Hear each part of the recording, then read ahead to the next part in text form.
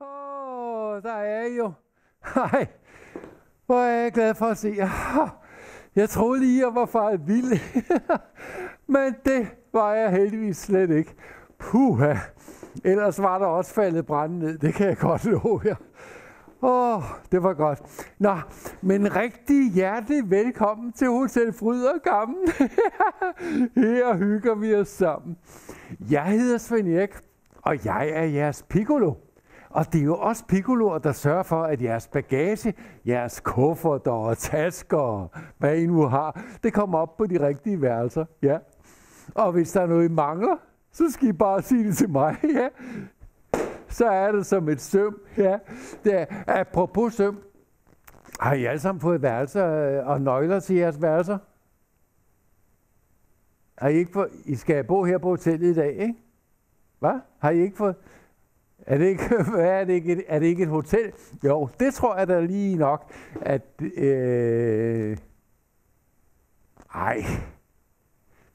Ej, så er jeg faret vild. Nej, hvor er det dumt. Hun bliver tosset på mig nu. Ej, hvor er det dog dumt. Jeg er faret vild. Igen. Ja, det skete også i går. Ej, det er altså virkelig... Det er virkelig dumt at fare vildt 2 dage i træk. Særligt når man kun har været ansat i 2 dage. Nej, bare jeg nu ikke bliver fyret. Hvis nu jeg skynder mig tilbage, så er der ikke nogen, der opdager, at jeg har været med væk.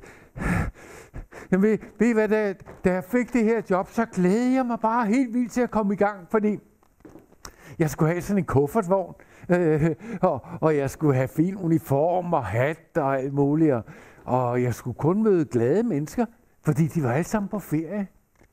Og jeg ville møde mennesker fra hele verden, fra Florida og Alaska og Sahara og Tølløse.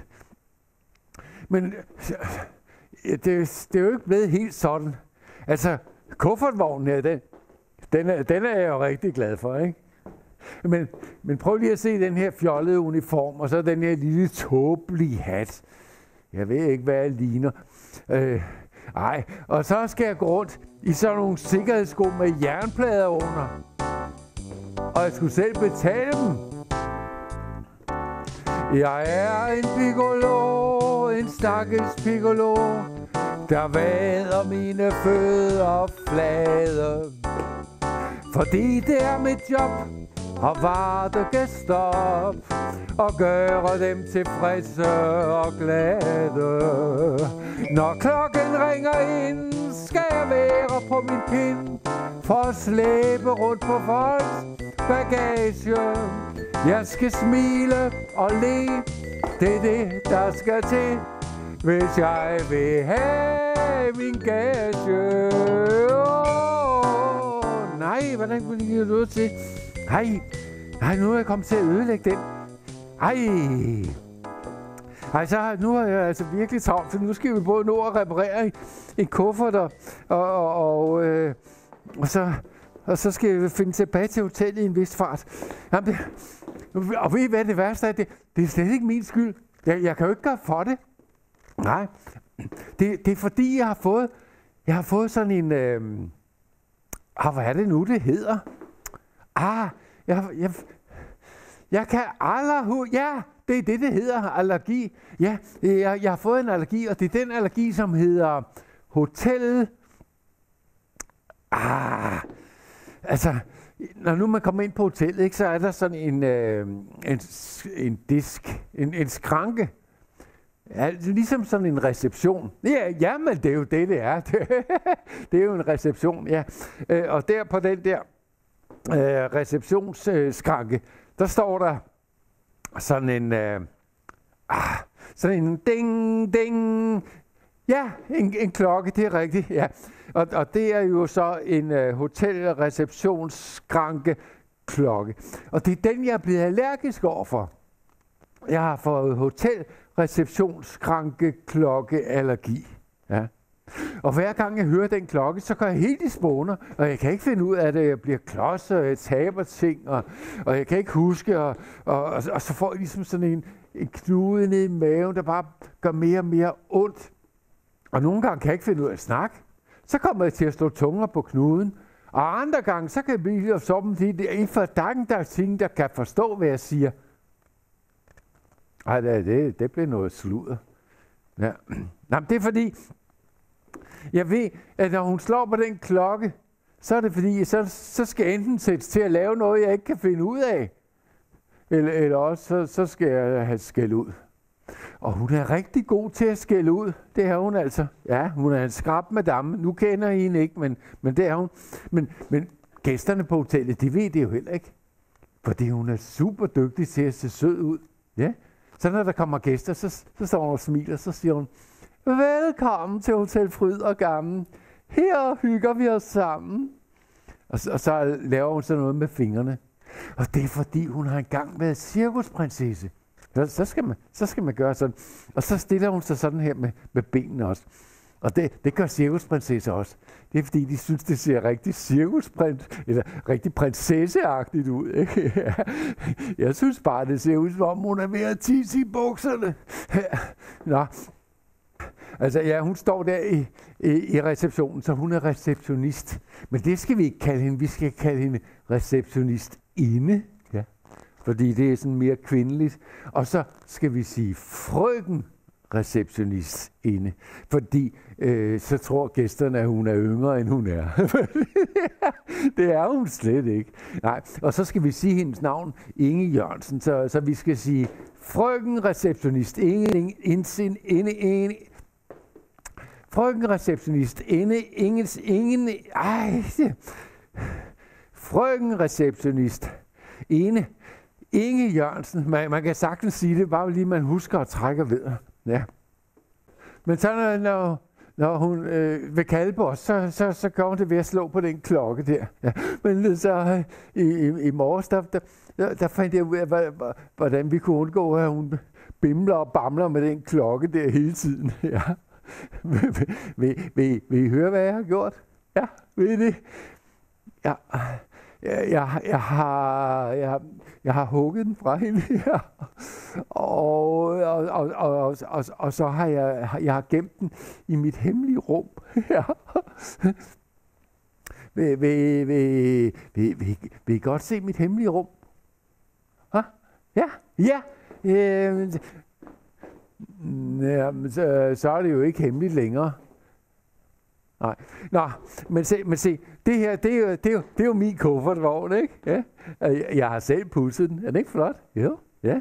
Og så prøv lige at se det her rigtige luftgummihjul. 32 psi hele vejen rundt.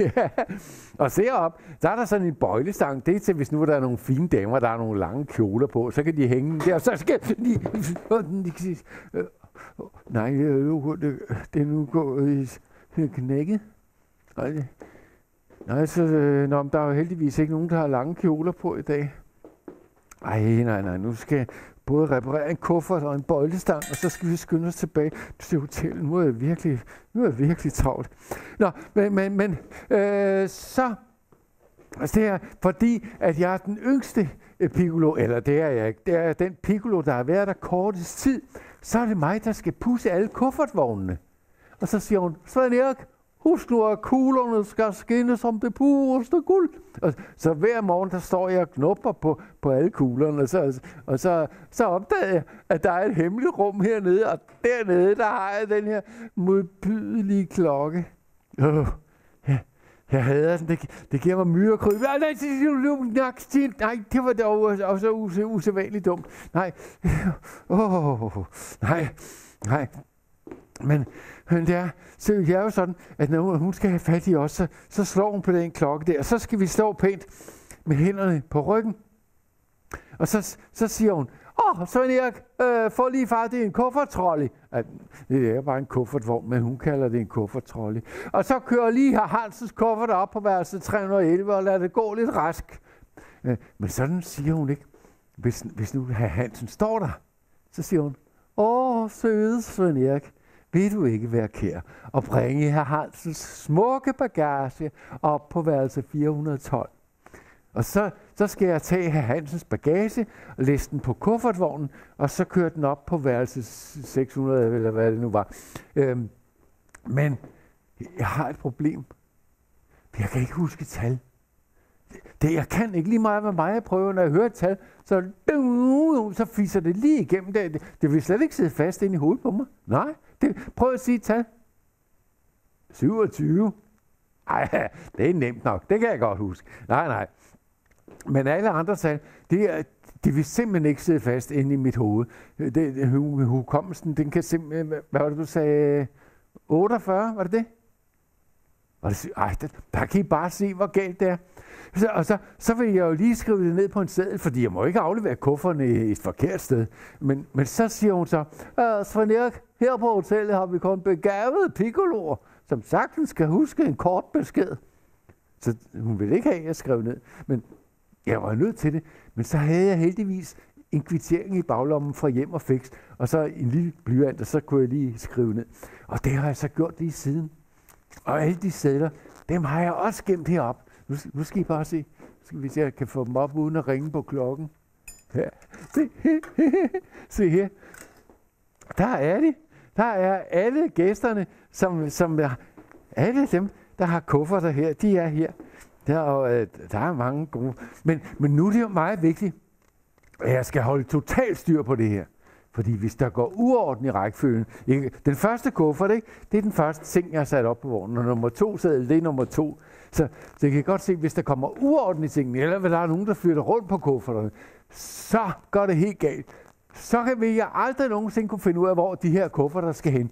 Så det er simpelthen bare så vigtigt, at man skal...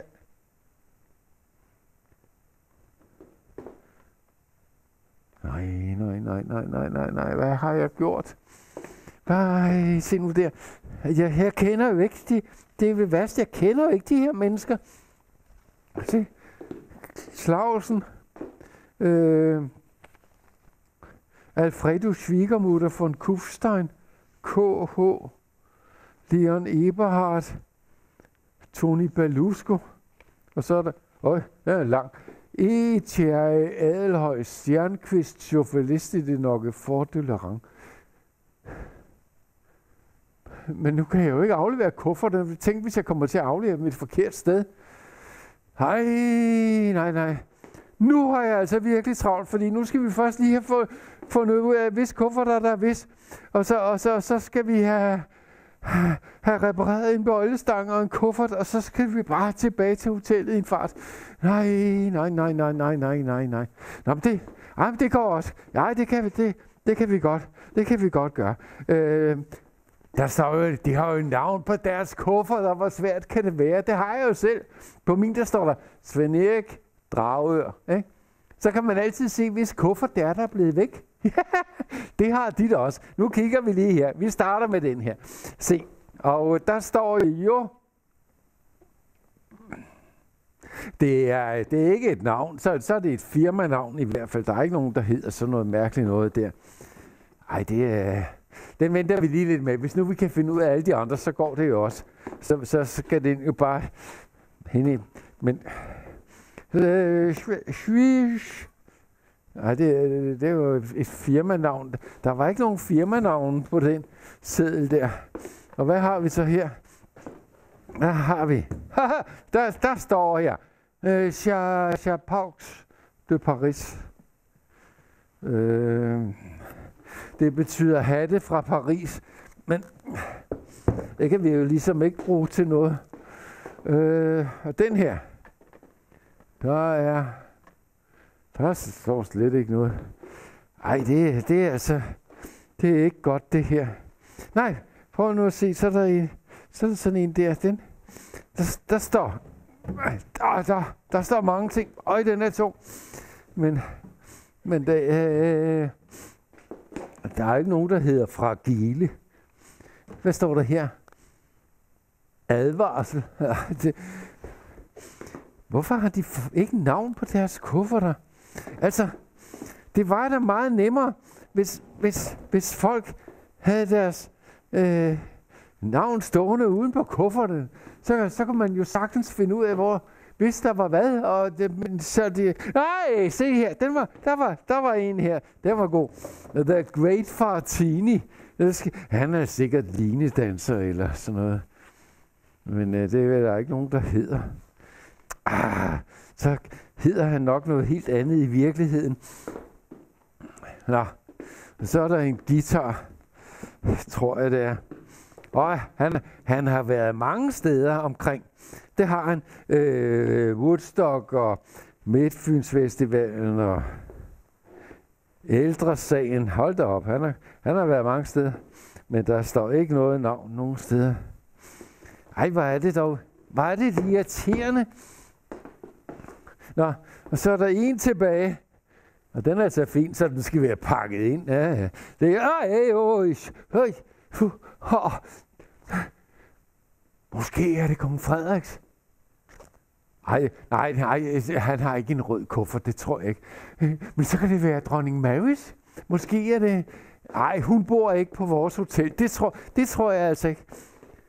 Men det kunne godt være... Det kunne være en af hendes hofdamer. Det kan være, at de skal ud og åbne en børnehave i morgen. Ja.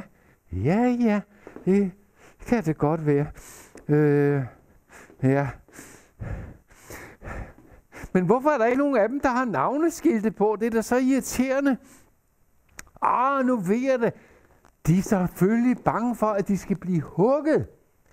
Så de har dem inde i kufferterne. Ja, så skal vi bare lige lukke alle kufferterne op. Og så... Men det må man jo ikke.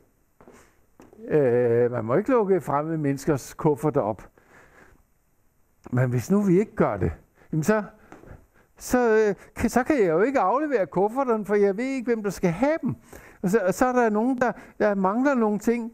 Så kan det være, så har hofdamen jo ikke nogen rene underbukser til i morgen. Og så kan hun ikke åbne en børnehave. Og så er der nogle børn, der ikke kommer i børnehave. Og så, er vi ikke næsten nødt til at lukke kufferterne op? Hva? Hvad siger I? Nej, det skal vi ikke. Hvad? Synes I det? Nå. Ja. Men ved I hvad? Så vi starter med den der guitar. Den er ikke farlig. Det her, der er bare en guitar i. Ikke også? Og jeg ved, så er nogle musikere, de har altid visitkort. Altså, så man kan se, hvem man skal ringe til, eller skrive en mail til. Nu skal I se. Ja. Se, hvad jeg siger.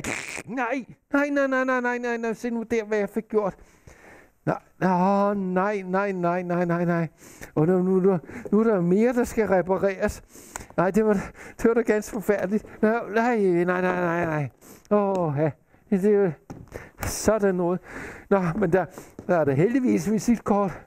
Så ja, der er rigeligt af dem. Lad os nu se, hvad der står. KH. Do you speak English? Ellers gør jeg. Musik og sang til runde fødselsdage, firmafester, konfirmationer, begravelser og andre festlige lejligheder. Nå. KH. Det var der i hvert fald en seddel med her. Ja. Og så er der i hvert fald en, der får en guitar, og så må vi bare håbe, at vi kan nå at lave den igen. Jeg er godt nok travlt nu. En guitar og en kuffertvogn og en kuffert, og så bare tilbage til hotellet i en fart. Nå, så nu tror jeg så lige, vi tager den der ser hvad der er der i den. Det tror jeg er godt. Så skal vi lige se. Jeg håber ikke, at der er noget, der er gået i stykker. Det jeg tabte den lige før. Hvordan gør man her? Så, se her. Nej, det er den anden vej. Sådan. Sådan. Scarpe da cantante italianer. Ja, jeg ved ikke, hvad det betyder. Nej, hvor mærkeligt. Det ser da mærkeligt ud. Hva? Det må jeg nok sige. Se her. En sko med øjne. Ja, ellers jeg ikke kan se. Og du snakker også? Ja, selvfølgelig. Og det må det nok sige. Er det nu? Hvad? Er det nu? Hvad er nu? At jeg skal sunke. Sunke? Ja. Skal du sunke? Ja. Sunke sange. Sunke sange? Ja. Italienske sange. Du skal sunke italienske sange. Ja. O sole mio, volare. Sange. Du skal synge italienske sange. Ja, det er det, jeg siger. Nu er jeg med. Så er du en af de berømte skosangere, der skal optræde på hotellet i aften. Ja, jeg er klar. Ja, men vi er ikke på hotellet endnu. Nå, nej. Men jeg skal nok sørge for, at I kommer hen på hotellet, hvis vi ellers kan finde det. Hvad siger du? Jeg siger, at det bliver garanteret en fantastisk koncert. Ja, det tror jeg. Ja. Nå, det må jeg sige. Italienske sangersko, det er jo... ved du hvad? Jeg hedder i øvrigt... jeg hedder Svend Erik. Ja, jeg hedder Carlo. Carlo? Nej, Carlo! Okay, Carlo. Se, okay. Se, jeg har jo også nogle italienske sko. Det er ikke sangesko. Nej, det er det ikke. Det er det. Klik-klak danske sko. Danske sko. Klik-klak danske sko. Nej, det er ikke danske, de er italienske. Det er klik-klak danske sko. Hold nu. Altså, hør nu her. Det er jo ikke danske sko. Danske sko. Altså, cha-cha-cha, foxtrot, altså. Dansesko. Se. Nå, det er det, jeg siger. Nå, ja. Nå, er det dansesko? Ja, nej, det er det altså ikke. Det er jo sikkerhedssko. Du kan se, der er jernplader nedenunder. Det er for, at vi ikke skal få søm og skruer og sådan noget op i foden. Det er gammelt trick. Er det et gammelt trick? Ja. Hvordan det? Det er så, din chef kan høre, om du arbejder. Om jeg arbejder? Ja. Det skal ikke sige klik, klakke. Det skal sige klik, klik, klik, klik, klik, klik. Nej, mener du det? Er det sådan en slags overvågning, så hun kan høre, om jeg arbejder hurtigt nok? Ja, nej, hvor er det strengt her. Ej, det er da til at blive helt ked af. Ja, det skal du ikke. Men det er jeg altså ked af. Nå. Men du siger, det er dansesko? Ja, nå. Jeg har aldrig set dem danse. Nej, de gør det ikke, når du kigger. Mener du, at de kan danse af sig selv? Ja, selvfølgelig. Kan man ikke få dem til at gøre det, mens man kigger? Jo, så skal man kende koden. Koden? Ja. Er der en kode? Ja. Okay. Kender du den? Ja. Hvad er den dans nu? Jamen, jeg skal jo først kende koden. Dans nu. Jamen, du er nødt til at fortælle mig koden først. Koden er dans nu. På den måde. Nå, skal jeg så bare sige dans nu? Se. Og så begynder det at danse? Ja. Nå, okay. Så prøver vi det. Dans nu. Ja, der sker ikke noget. Nå, okay.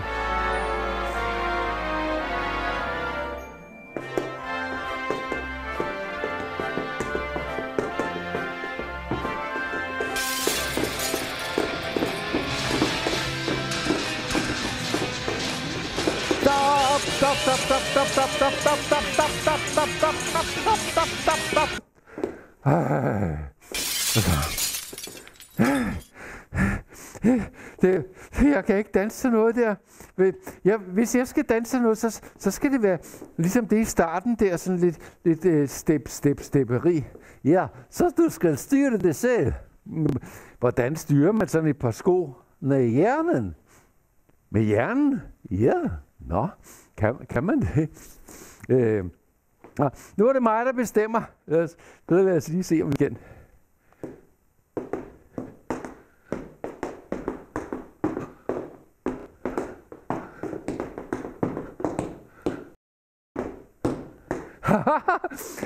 Det kunne jeg godt tænke mig at lære. Ja, du skal nok øve dig lidt. Ja, det sker nok. Nå, men ved du hvad?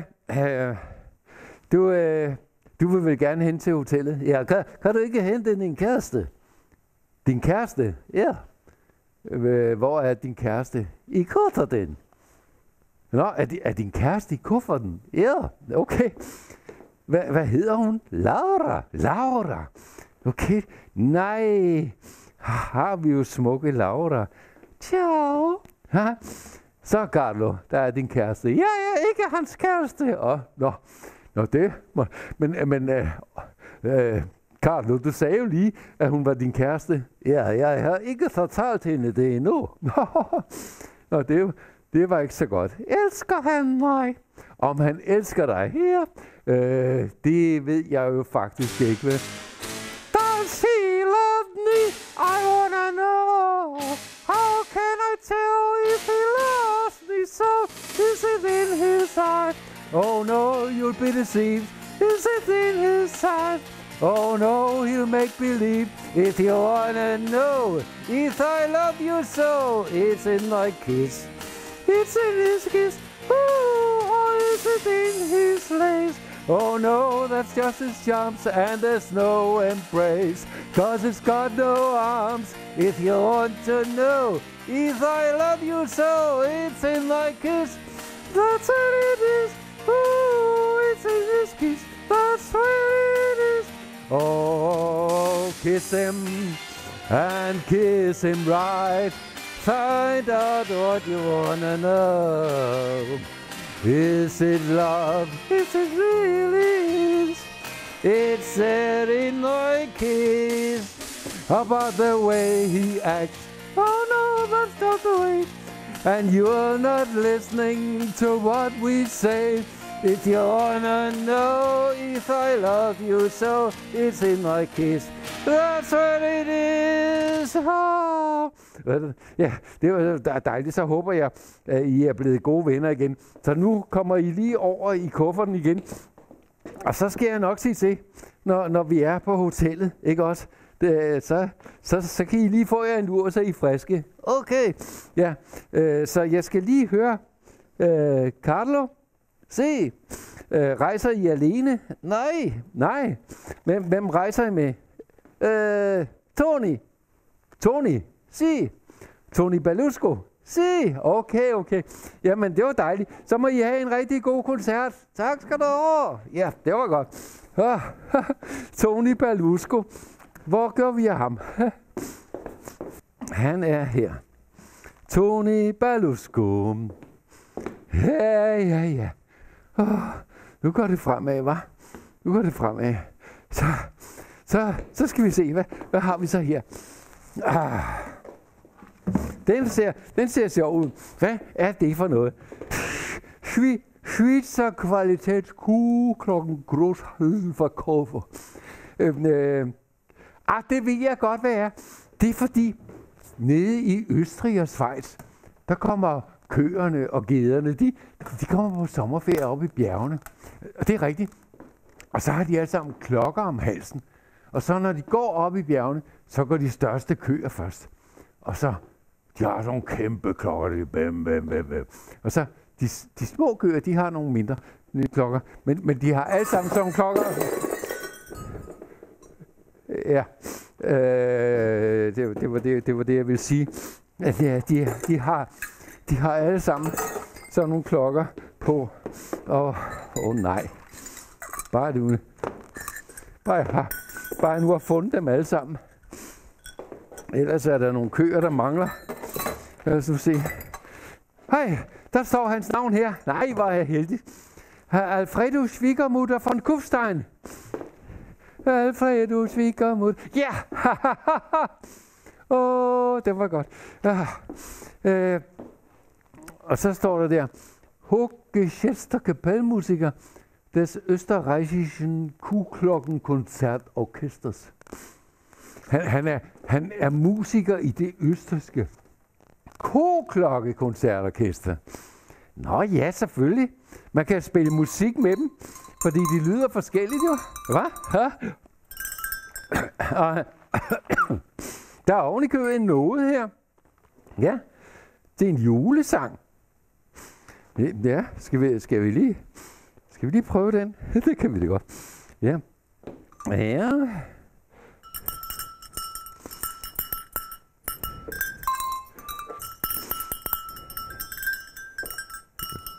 Nej. Hvad er det? Ja, der mangler et F, C, D, E, F.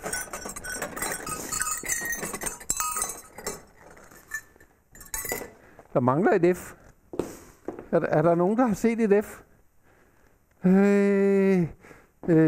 Sådan et F, det lyder næsten ligesom den der hotel. Ja.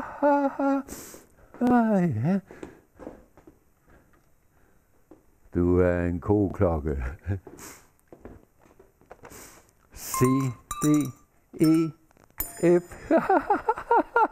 Ej, hvor heldigt. Okay, jamen så prøver vi lige en gang, om vi kan finde ud af det her. Ja.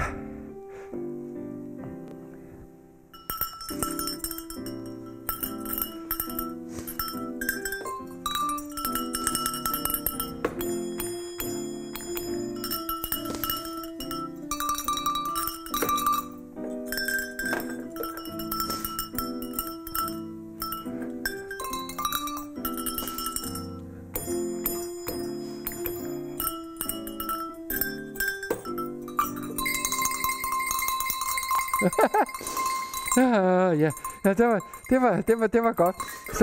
Så får han en ny klokke i stedet for den, der manglede. Det var da fint. Så, ja, så kan du have god rejse til Østrig. Så er den klokke bare over alle bjerge. Alfredo Kufstein von... Alfredo Schwiegermutter von Kufstein. Ja, det var godt. Ja, den stiller vi derovre. Ja, så hvad har vi her? Der står jo, advarsel indeholder tropisk materiale. Ja, det er jo nok, jeg kan se, der er lufthuller i, så det måske kan man se, hvad det er.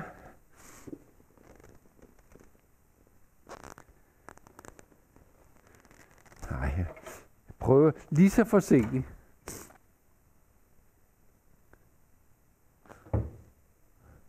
Ved I, hvad det er? Hå? Nej. Ja, men jeg ved det heller ikke. Nej, hvor mærkeligt. Der er et skilt. Hvad står der? Nej. Hvad har vi her? Nej, prøv lige at se her. Nej. En plante. Ej, hvor er den grim. Ja, den hedder Dionea philippensia. Farlig kødædende plante fra Ny Guinea. Lever bedst i skygge og tåler ikke kraftigt lys. Fodres hver 14. dag med mindre... Nej, fodres hver 14. dag med mindre dyr. Elsker oksekød og leverpostej. Hvad? Nå, det må jeg nok sige. Nå, men I skal ikke være bange for den, fordi den er helt stendød og vissen. Så der er ikke nogen grund til at være bange for den. Nej, nej, den er helt død. I kan se, det ser nærmest ud som om, den er lavet af pap eller noget, ikke? Nej, men jeg ved godt, at der er jo nogle steder, altså i de varme lande, hvor der er sådan nogle kødædende planter, men det er jo mest fluer og insekter og sådan noget, de spiser sig. Så det skal I slet ikke være bange for. Den kan ikke noget som helst. Det kan den altså ikke, det kan jeg godt sige. Nej, men hvad siger jeg? Levende? Nej, det er den i hvert fald ikke. Det har I ret i. Den er ikke spor levende. Den er totalt død. Nå, I mener, den er levende? Nej, Nå, jamen... I kan måske få den, hvis I vinker til den, så kan I måske få den til at vinke til mig. Ej, det tror jeg så ikke, I kan, men I kan jo godt prøve. Det sker der jo ikke noget ved. Hvad? Nej, det var det, jeg sagde. Den er stendød. Der sker ikke noget som helst. Nej. Hvad? Nej. Hallo, er du levende?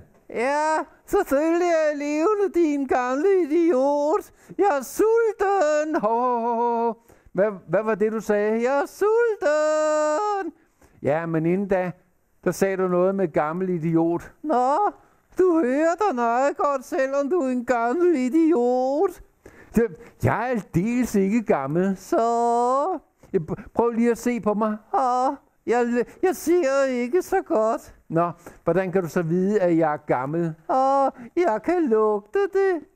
Nå, ved du hvad? Jeg lugter faktisk temmelig godt. Ja, det gør du. Nå. Af dejlig råden kloak. Nå, ved du hvad? Nu er det nok. Nu kommer du ned i kassen. Hey, jeg er sulten. Ja, men hvor længe siden er det, du har fået noget at spise? 14 dage.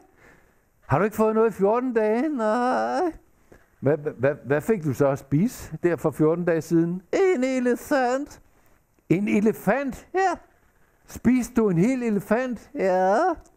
På én gang? Ej, den holdt i 3 dage. I 3 dage? Her er jeg ikke så hurtig længere. Nej. Nå.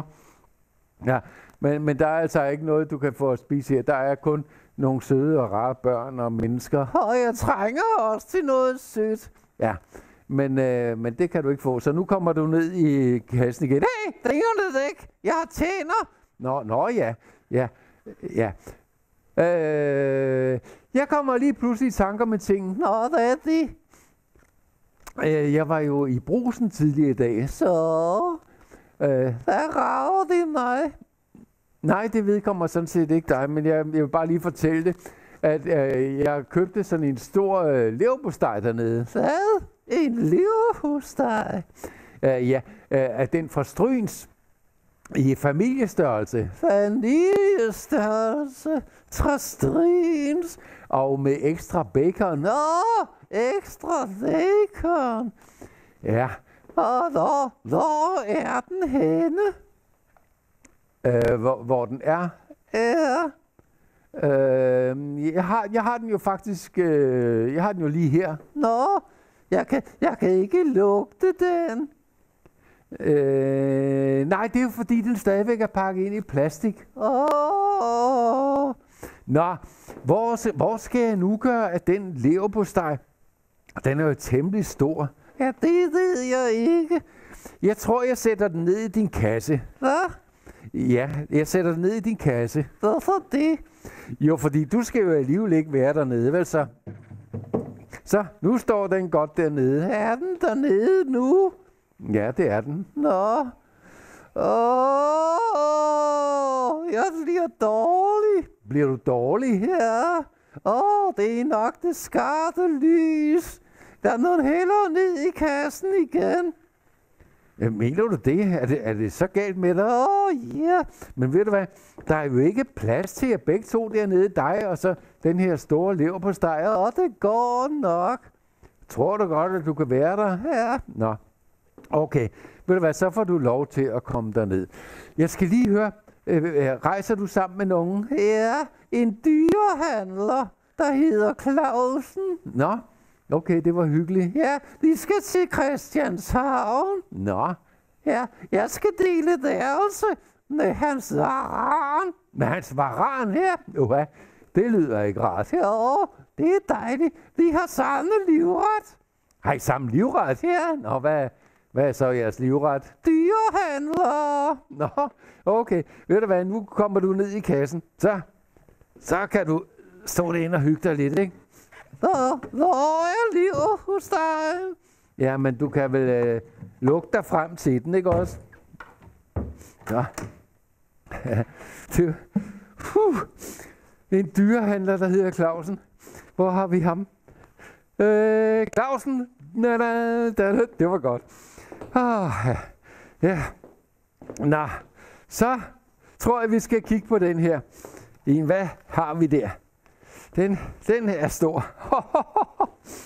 Ja. Altså, ja. Altså. Nå, den er fin. Så skal vi bare lige have lukket den op. Den kan man ikke. Den er låst. Der er ikke noget, man kan... Nå, så tager vi i stedet for, så tager vi den her. Der må også stå noget inde i det. Må ikke det er en fløjte eller sådan noget? Nej, det er det ikke. Hvad er det? Ej. Det er sådan en hånd, der peger. Nå, det var noget alligevel mærkeligt. det ligner sådan en tryllestav, synes jeg. Hva? Så kan man bare lige trylle. Og også så kunne man trylle guitaren helt igen, så trylle. Hvad? Hvad siger I? Nej, I må ikke ryge herinde. Nej, det må I ikke. Hvad? Nej. Men jeg gjorde jo ikke andet end at pege på den. Så hvad sker der? Nej, så I det? Jeg gjorde jo ikke noget. Jeg pegede bare på den. Nej, hold da op, nej!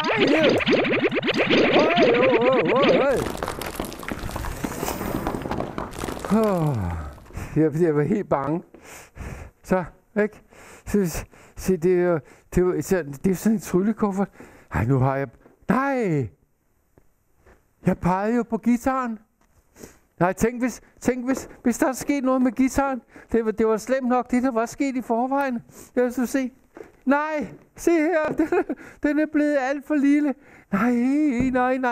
Vi er nødt til at få den her væk i en fart. Det var dog forfærdeligt. Nå, lad os nu se. Der må stå et navn et eller andet sted herinde i den her kasse. Hvad har vi her? Nej, der er nogle tørklæder der. Det er ikke. Og der er ikke noget navn der. Hvorfor er der ikke noget navn her? Og I se, hey! Nej, det er jo ikke noget navn.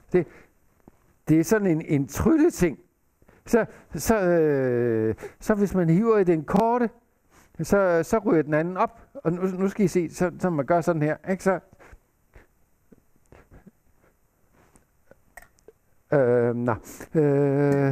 han er tryllekunstner, så han kan nok godt finde ud af at reparere det. Og se, så er der sådan en fin kasse her med det. Ja. Ja. Så det er en lang kæde, kan jeg se. Hva? Ja. Hold da op. Den er godt nok fin og lang, den her kæde. Øj. Så kan man samle det. Nej, det gik de fra hinanden. Nej, det var det. Nej, det er helt top. Nej. Jeg håber, at han er en dygtig tryllekunstner, så kan han hurtigt lave det igen. Nej, se det. Det her. Det er sådan en knude, jeg har nede i maven. Sådan en rigtig kællingknude. Det bliver bare værre og værre hernede. Og så lige meget hvad man gør, jo mere man gør ved for at få den væk, jo hårdere bliver den og gør mere ondt. Ja. Men så nogle gange, sådan en knude nede i maven, den kan man godt komme til at glemme. Hvis nu der er en lærer, der siger, at man er dygtig for eksempel, eller der er en sød pige, der smiler til en, ikke? Så kan den... Så kan den godt gå helt væk. Ja, det kan den godt. Men det er jo så også kun fordi, det er på en snor. Det er noget andet med dem nede i maven, ikke? Altså, det er lidt anderledes. Men det, så længe det er på en snor, så er det nemt nok, fordi så skal man bare gøre sådan, så trækker man den bare af. Sådan. Ikke? Det er meget nemmere. Nå, det må han også finde ud af selv. Er der slet ikke noget navn hernede? Nej, det er der altså ikke. Ej, det er altså fjollet. De må lære at få navn på deres ting. Det er ikke godt, det her. Nu mangler vi at finde ud af, hvis kuffert den var. Nå.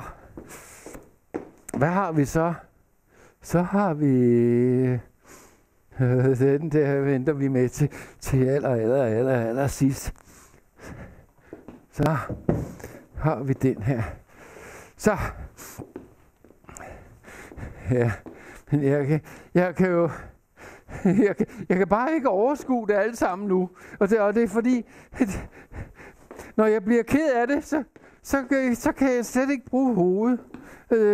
Men så, nu ved jeg slet ikke alt der. Jeg skal tilbage til hotellet, jeg skal rydde op i alt det her, og jeg skal have lavet en kuffert og en kuffertvogn, og guitaren er blevet tryllet lille. Altså, hvis bare jeg var i godt humør, så kunne det være, at jeg kunne finde ud af, hvad jeg skulle gøre, men Hvis der bare var nogen, der kunne fortælle mig, hvordan man bliver i godt humør. Ja. Det kan jeg godt gøre. Hvad? Det kan jeg godt. Ved du godt, hvordan man bliver i godt humør? Ja. Nå. Hvad er du for en? Hvad synes du, jeg ligner? Ja, du ligner en hund. Nå, så er jeg nok en hund. Ja, det er du jo nok. Jamen, så goddag, her hund. Jeg hedder Svend Erik. Ja, jeg hedder Karl Johan den 3. Karl Johan den 3. Ja. Det var ellers et langt navn, hva'? Ja, det er heller ikke mit rigtige navn. Nå, hvad er dit rigtige navn? Trofast. Trofast. Og det kan jeg bedre lide. Hvorfor siger du så, at du hedder Karl Johan den 3? Det siger Else, jeg skal sige. Else? Ja. Der var ikke nogen sædler med Else. Hvad hedder hun mere end Else? Hansen. Else Hansen? Ja. Det var der ikke en seddel med. Nej, det er fordi, hun kalder sig noget andet, når de er på hotel. Nå, hvad kalder hun sig så? Så kalder hun sig Else Thierry, Adelhøj, Stjernkvist, Socialist i det Nokkethor, de Lerang og så Hansen. Hvorfor kalder hun sig sådan noget mærkeligt noget? Jo, fordi det er fint, og så sover de et godt værelse. Ej, det er da fodboldfiduser. Så har hun slet ikke hvil på den. Nej. Ej, hvor er det strengt. Så er det måske også hendes kuffert, den røde. Ja, hun har selv klistret kongekronen på. Nej, det er fodboldsvindel. Ja, det er det. Og hvorfor er du så nede i sådan en hatteæske? Fordi der må ikke være hunde på værelset. Hvad så bliver du smuglet ind på hotellet? Ja. Ej, det er det groveste, jeg har hørt. Ja. Nå, og nu bliver jeg bare endnu mere ked af det. Nu kan jeg slet ikke finde ud af det her. Nej, det må vi gøre noget af. Jamen, hvordan bliver man i godt humør? Ja, du skal gøre ligesom en hund. Ligesom en hund? Ja. Hvad gør hundene? De lover. Lover de? Ja. Ja, de lover, når de er glade. Ja. Men og når de gerne vil være glade. Lover de for at blive glade? Ja. Nå, det har jeg aldrig hørt. Nej. Kender du ikke Lover-sangen? Lover-sangen? Ja. Nej, den kender jeg ikke. Den står ellers i hundeskolesangbogen. Hundeskolesangbogen? Ja. Den kender jeg slet ikke. Nå, det har den hernede. Har du den dernede? Ja. Må jeg se? Ja. Okay. Lad os se her. Hundeskolesangbogen. Ja. Hold da op. Det er hundesange alle sammen. Ja. Må man tage hunden med sig ind i... Jeg har en hund med 4 poter, ja, og der sidder en vovse i et vindue. Ja. Nå, og så er der altså en loversang. Ja, side 33. Her side 47. Side 33. Nå, undskyld, jeg har allerede glemt, hvad du sagde. Side 33. Side 33, ja. Okay. Jamen, her er jo loversangen. Okay. Jamen, så... Men jeg kender jo ikke melodien. Nå, det gør jeg. Jamen, det hjælper mig jo ikke. Jeg har den på min rekorder. Har du en rekorder? Ja. Nå, er det der blå skummel, der ligger dernede? Ja. Okay, men så skal vi ikke lige sætte den op, så? Så kan du jo lige se, om du kan starte din rekorder, ikke? Hvis du lige prøver... Sådan. Ja. Er der nogen, der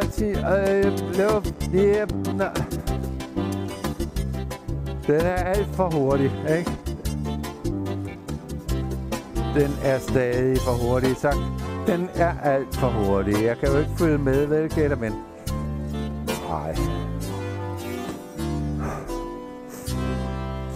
Så blev den jo nok lidt langsom, ikke også? Kan du lige prøve at se at få den lidt op i tempo? Ja, okay. Så prøver vi lidt hurtigere.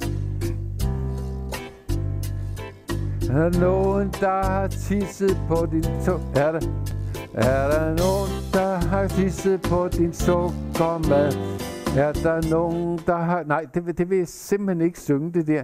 Det er for ulækkert. Så er der galt. Ja, der står her, er der nogen, der har tisset på din sukkermad? Det er da simpelthen for ulækkert. Nå, det er det ikke. Det er det da. At tisse på en sukkermad, det er da klamt. Nej, det betyder, er der nogen, der har gjort dig ked af det? Betyder det det? Ja. Nå. Okay, det er jo så lidt noget andet. Så lad os prøve igen.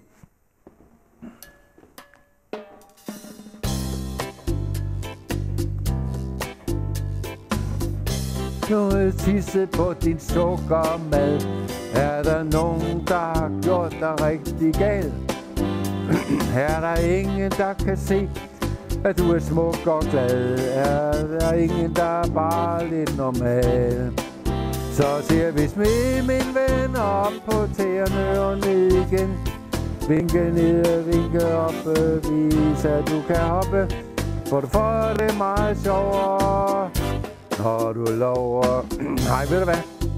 Det der, det duer altså ikke det her. Det gør det simpelthen ikke. Men så nu, det virker ikke. Ej, du gør det også forkert. Gør jeg det forkert? Ja. Hvordan gør man det rigtigt? Ja, du skal se glad ud, og hoppe og danse, og alt sådan noget. Og gøre det, der står i sangen. Det skal jeg love. Ja. Nå. Jamen, okay. Så prøver vi det. Ja. Kom du bare, gamle ven.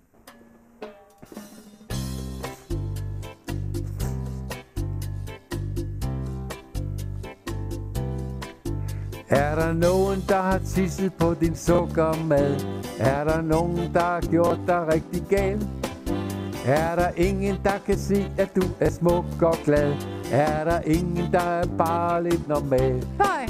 Så siger vi smid, min ven, op på tæerne og ned igen. Vinke ned, vinke op, vis at du kan hoppe. For du får det meget sjovere. Ja, du kan. Når du lover, okay, nu virker, må det ske. Ja, Det gør det.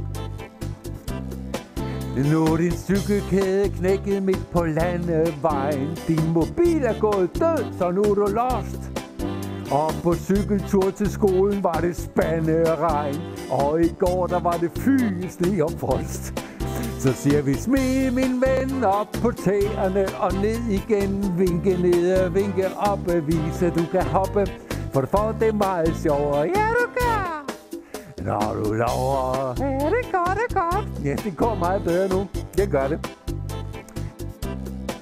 Hele verden er imod dig, og du dukker dig.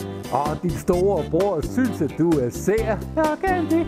Og en lille søster sukker, og hun siger, Nej. så er det bare om at gøre sådan her. Ja. Så siger vi, smil, min ven, op på tæerne og ned igen. Vinke ned, vinke op, vis at du kan hoppe. For du får det meget sjovere. Ja. Når du lover, så er der fri lov, kom så alle sammen. Ja, det er fint. Det er godt, de er dygtige. Ja. Hvis humøret det er nede, og du er lidt flad, skal du gøre som en hund, det gør dig glad. Ja, det gør.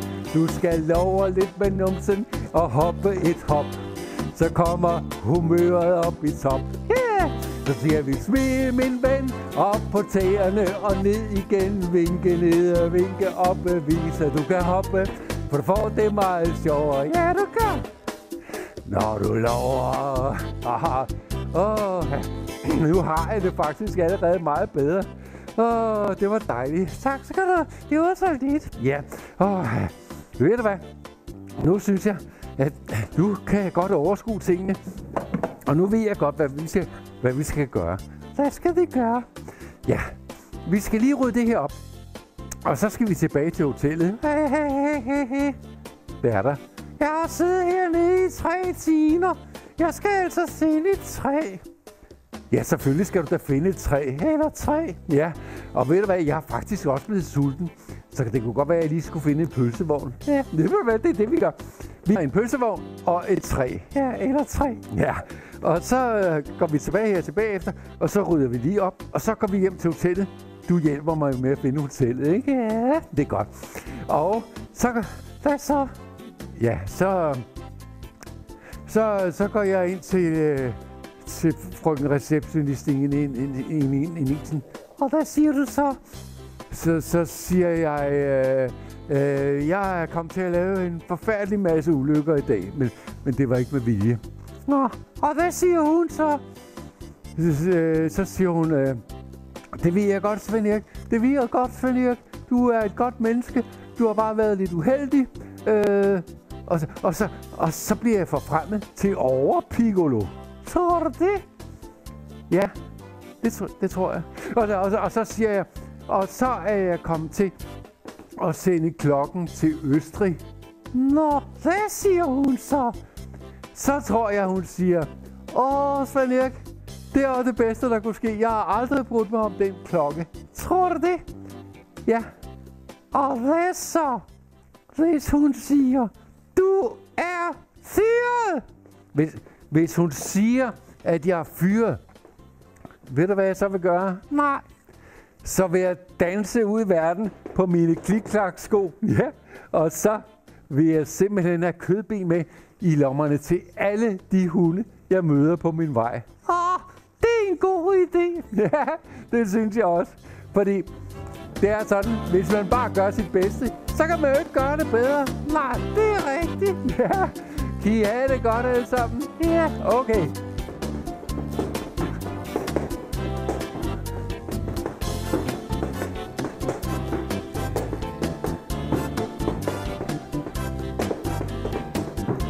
Hey.